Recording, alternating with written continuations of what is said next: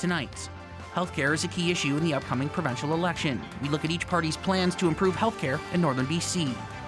Plus, with several no-shows at the 3 candidates forums this week, we look into the reasons why and how it could impact voting. And an Indigenous doctor who does her work at UNBC has been inducted into the Canadian Medical Hall of Fame for her work.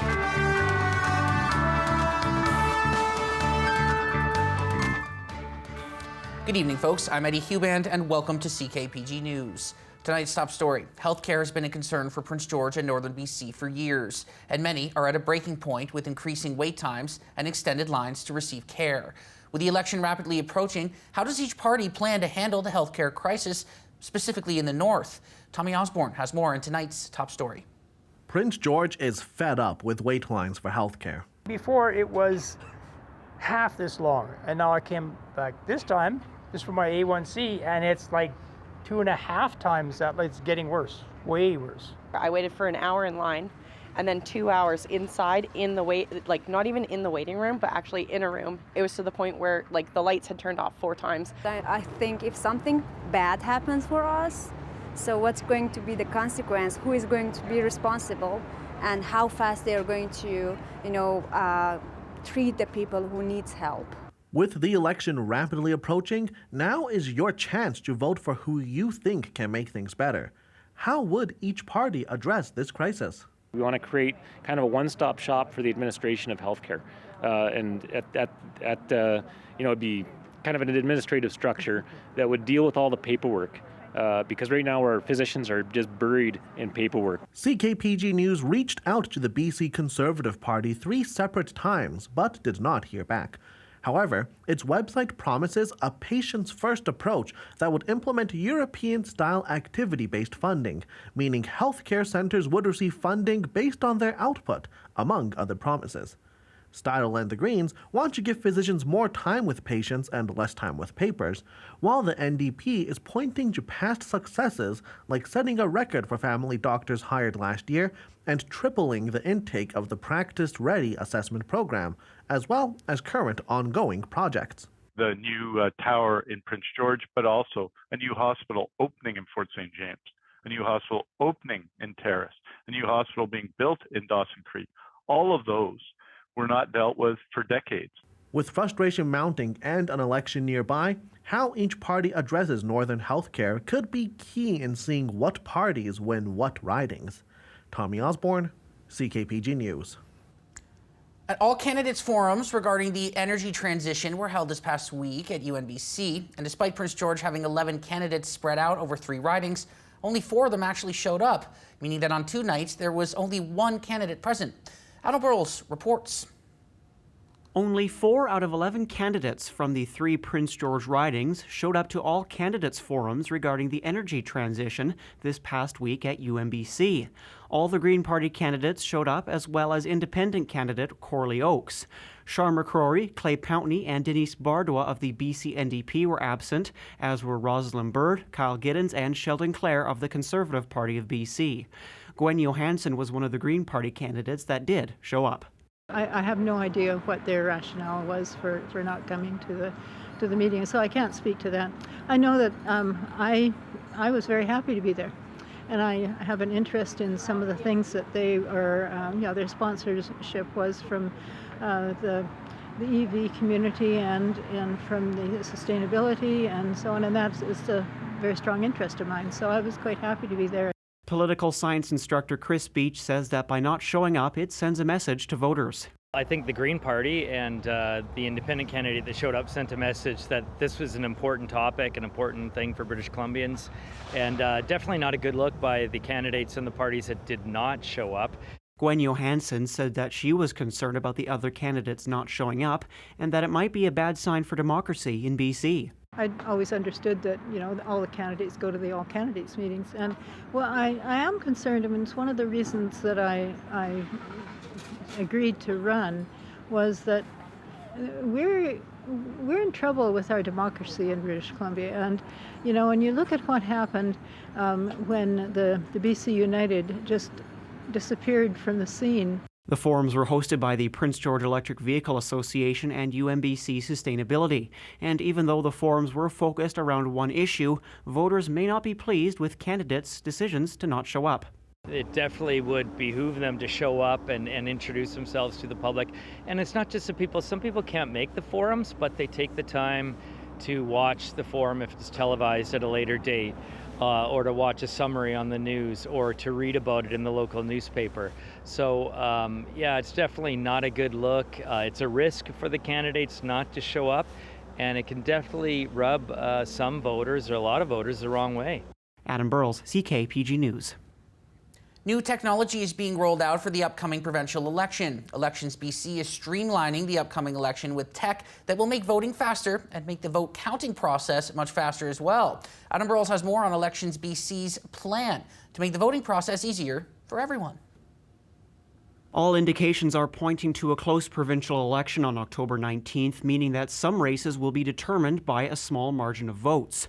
New processes and technology will help streamline the voting and vote counting process on election night.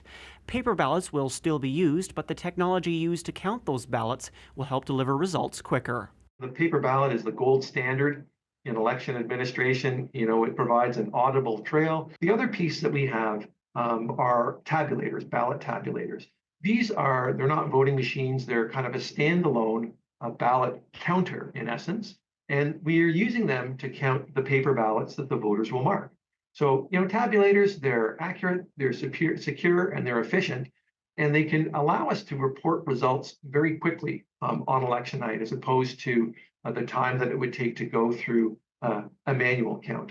Another new piece of technology that will be used at polling places across the province will help reduce wait times and lineups for voters. That is essentially just a networked laptop computer that we use to look up voters and then cross them off the voters when they voted, or off the voters list once they voted. So this replaces the paper lists that we used previously and really helps to reduce lineups.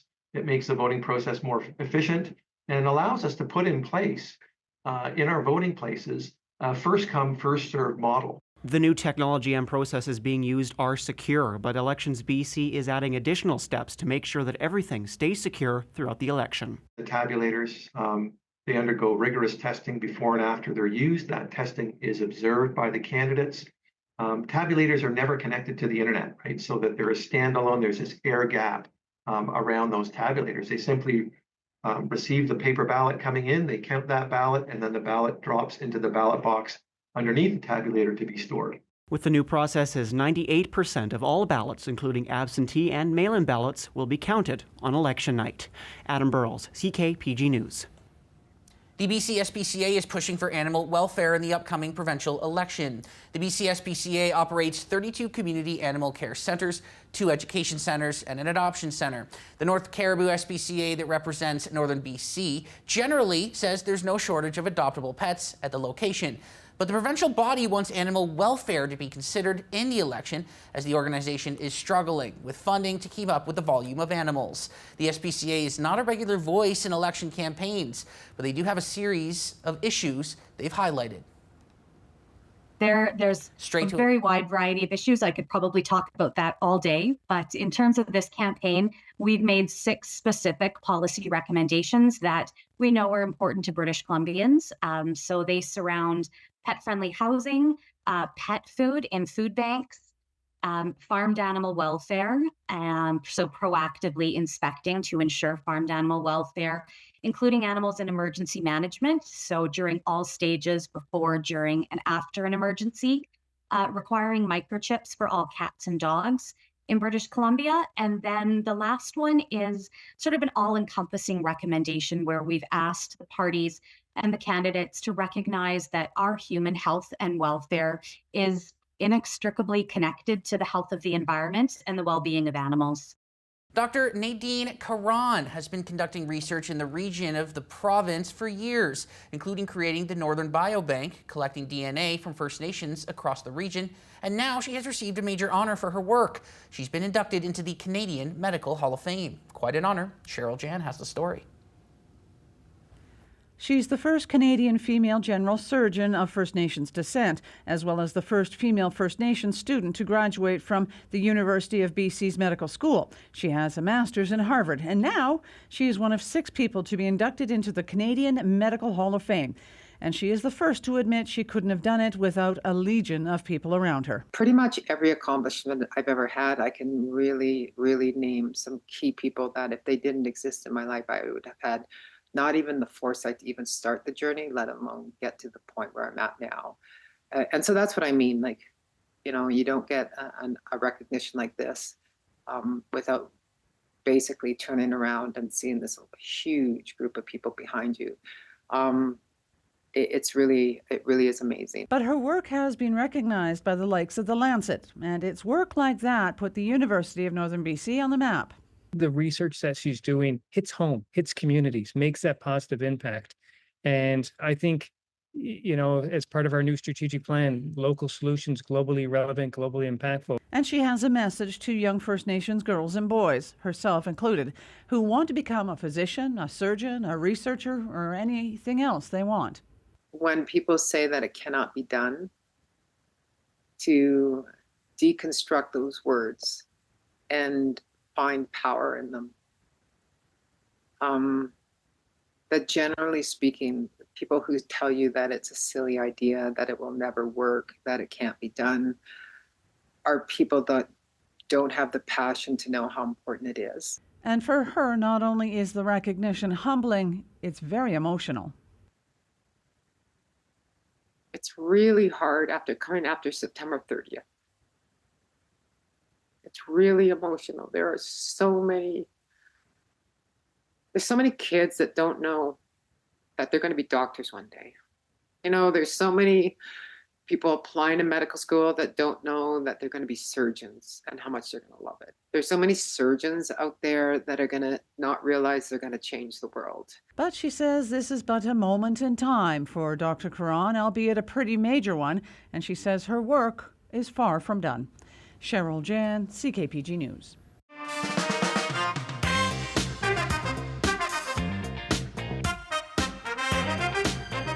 This week on Entertainment Spotlight, we're going animation. We don't do that very often. With a new heartwarming film called Wild Robot, starring Lupita Nyong'o and directed by Chris Sanders.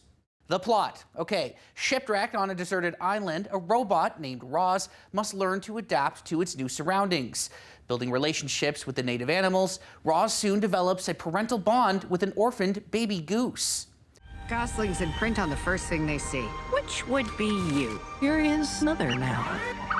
I do not have the programming. No one does. He needs to swim and fly. Swimming's easy. I can teach him the way my mom taught me. Swim!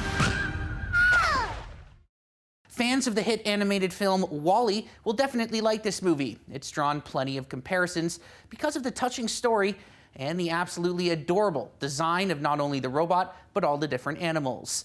This movie is going to tug at your heartstrings. Many are saying this is the best animated film of the year, and it's the odds-on favorite already to earn an Oscar for Best Animated Feature Film. Wild Robot is a great movie for the family that adults can enjoy as well, and it's out now at Famous Player 6 Cinema. Fine. You are defective. I feel fine. You should not feel anything at all. Mom? No!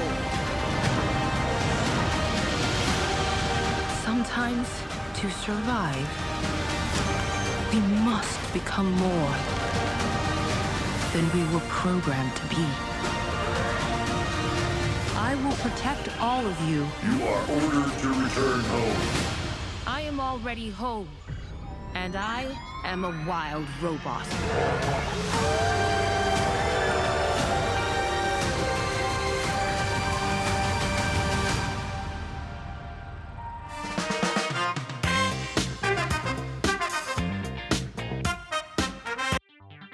The TSX is up 194 points to close at 24,163.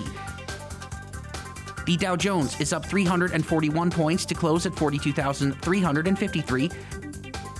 And CN Rail went down 87 cents to close at $154.03. CKPG Sports is delivered by Domino's. Join the Domino's Lunch Club with 25% off all regular price pizzas every day. Visit domino's.ca to join the club. The Prince George Cougars continue their 5-game roadie tonight in Seattle, taking on the Thunderbirds. Prince George had success against this team last year, going undefeated against the Birds in 2023-24. Jet Lajoie will look to continue his hot start to the season. He leads the team with 8 points already on the campaign. In Wednesday's win, newly minted captain Riley Height wasted little time getting going in his first game since returning to the team from Minnesota Wild training camp in the NHL. He had a 3-point night against the Rockets. As for Seattle, a familiar face has been getting ice time, Arjun Bawa, who spent the last few seasons with the Cougars. Puck drop for this one goes at 7:05. The UNBC Timberwolves women's team dropped a 4-0 decision to the visiting Victoria Vikes this afternoon at Massage Place Stadium. Victoria outshot UNBC 18-4, and the loss drops the T-Wolves record to just 1-8 on the season, while the Vikes improved to 6-1-3. The Timberwolves host Mount Royal next Sunday. And it's time for a break, but when we return, casualties continue to pile up in the Middle East conflict.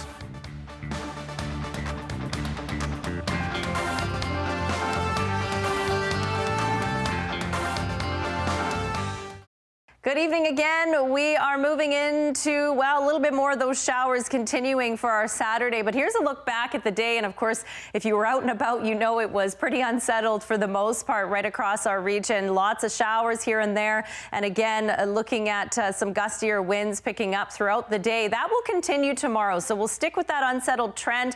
And then we have a brief clearing here before this next system here, which is, well, it's coming for us. A lot through the north coast. It loses its steam just a little bit for us, but we will have a system coming through for early next week. But future cast for the next couple of days, here's what you're looking at. We're going to see some showers continuing on and off throughout tonight and then into tomorrow as well. Gusty southwest winds, and then we'll get a bit of a break on Sunday, and there it is there before the next system approaches just in time for Monday. Highs tomorrow looking, well, fairly cool, and again, we're going to continue on with some wetter weather. 10 degrees for our high tomorrow, 11 in Fort St. John. Actually, some brighter skies up there. North Coast enjoyed a really sunny day today, but now things are changing with that next system approaching. Beautiful down through the southern interior, the Okanagan, in fact, the whole southern half of the province enjoying some sunshine tomorrow, so not going to be in the path of that next weather system. 8 degrees in Mackenzie. We're going to have a pretty cool and wet one up there.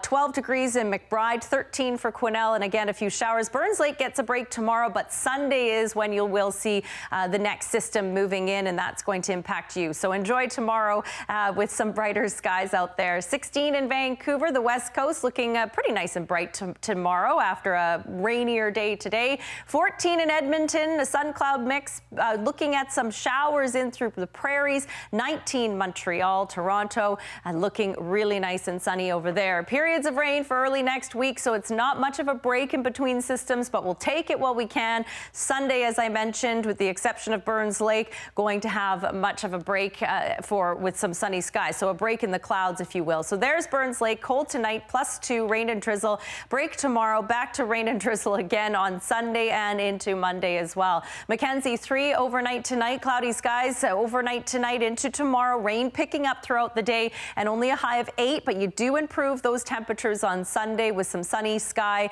to enjoy as well. So that'll be the day to be out and about before we're watching that next system coming in again on Monday. So extended forecast looks, well, back and forth, I guess you could say, across our region. +1 tonight, overcast skies with showers in the forecast for McBride, and then cool below freezing for tomorrow night. So just note that overnight low. 12 degrees for your Saturday, though, and mainly cloudy. Not a lot of precipitation in McBride the next couple of days, and a little more sunshine on Sunday. Sunny skies for Quesnel Sunday. Nice temperature, too, 17 degrees. It'll be cool tonight at 3 with a chance of showers. Chance of showers through the early morning tomorrow as well, and a very similar forecast for us. So we're down to about +4 tonight. Partly cloudy. We do still have a chance of showers in the mix tonight. Saturday is going to be pretty unsettled and a bit gusty out there with the winds picking up. And then we're looking at some sunshine on Sunday, 14 degrees, mainly cloudy, but we will have some sunny skies throughout the afternoon before the next system makes its way in again later Monday. The lowest gas price in Prince George is sitting at $1.53.9 per litre at Costco. The lowest price in the province right now is in Mission at $1.41.9 per litre. Manitoba has the lowest fuel prices on average in Canada at $1.27.5 per litre, while BC has an average price of $1.65.1 per litre.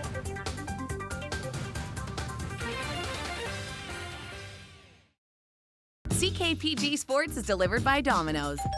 Join the Domino's Lunch Club with 25% off all regular price pizzas every day. Visit domino's.ca to join the club. The Prince George Spruce Kings are in action as well tonight at home, taking on the Surrey Eagles. The Kings will look to get back to their winning ways after a solid start to the season. They did drop 2 in a row last weekend against Coquitlam. Evan Bellamy has had a good start to the year for the Kings. The 19-year-old leads the team with 4 points through 5 games so far in the campaign. The Kings will have a back-to-back at home against Surrey this weekend before heading out for a 3-game road trip beginning next week on Friday. Puck drop for this one goes at 7 p.m. And it's time for tonight's CKP3 with Tommy Osborne. Enjoy.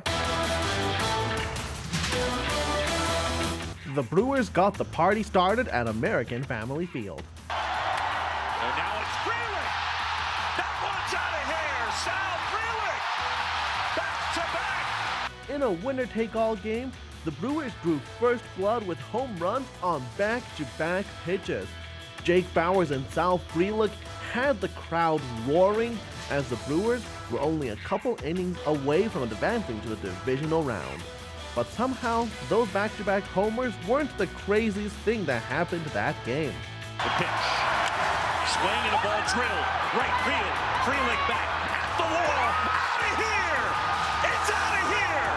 The New York Mets were just 1 inning away from packing their bags, but like they did all season, the comeback kids found a way. Rallying at the top of the 9th, the Mets scored 4 runs to take the win, and instead, they advanced to the divisional round. And the NFL also got in on the comeback action. That's fired, that's caught, and that is Hodge, and Hodge is going to take it to the end zone. The Tampa Bay Buccaneers looked to have this game in the bag, but the Falcons drove down the field with just 1 minute left to force overtime. After winning the coin toss, Kirk Cousins caps off a career performance by finding Kadero Hodges on this slant, and he does the rest in tonight's CKP3. And that's all for tonight, folks. Thanks for joining us as always. Caden Fanshaw, he is up next with the Today Show. Adam Burles at 6:30. I'll see you next week. Have a great weekend, folks. So long.